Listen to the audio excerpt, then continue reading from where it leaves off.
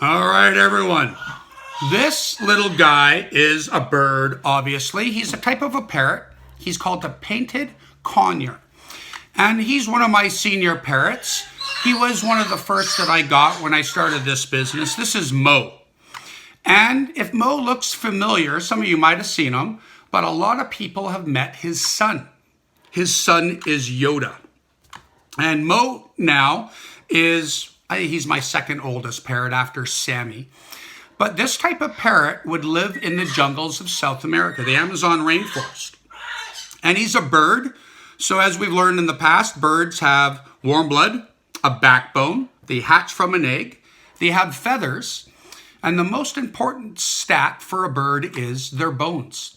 Typically, birds' bones are hollow, so that means their body is lighter, which gives most birds the ability of flight. Not all birds can fly, though. Mo can, and to stop him from flying when I don't want him to, I clip his wings. And you can see I purposely left a couple long so you guys can see that.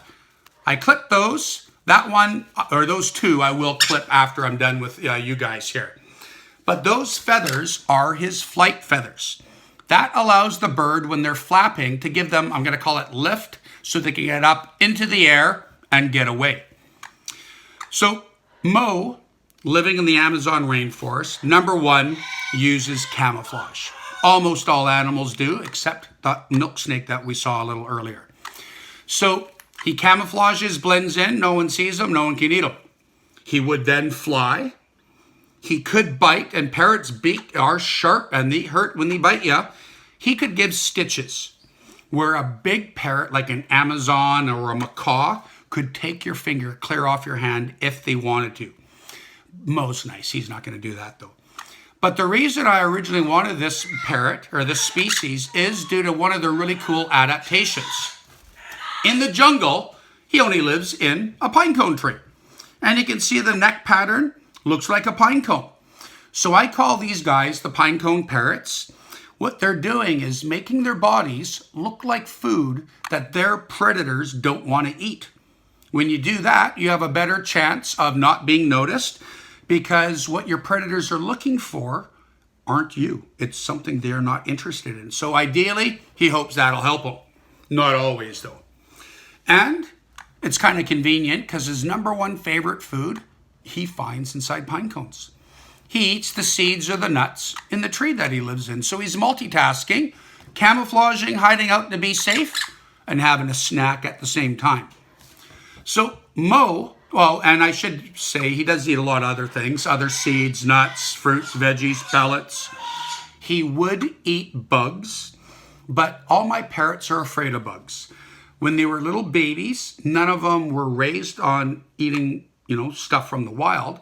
They were bred by people, so they were eating or drinking basically baby food, parrot baby food. It's a special powder that you can get, and you mix it up with some water, and you can add other little things to soup it up a bit.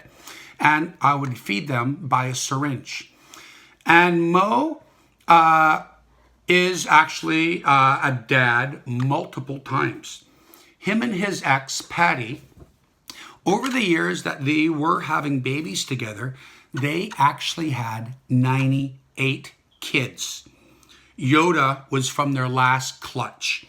And there was a couple years where they had 21 babies, 3 clutches of 7 each time. That's a lot.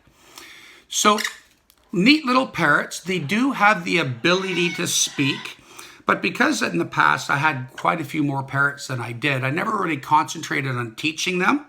But if they picked something up, I just went with it, and that was cool if they did. If not, not a big deal. Mo, though, does mimic some sounds. Mo actually years ago learned that one little time when I was really sick, I was coughing and sneezing a lot. And if a person was around, they'd pay attention. Mo was smart enough to realize the cough or a sneeze sound would attract person's attention. So we'll see if he'll do it. I don't know if he will, but hey, Mo.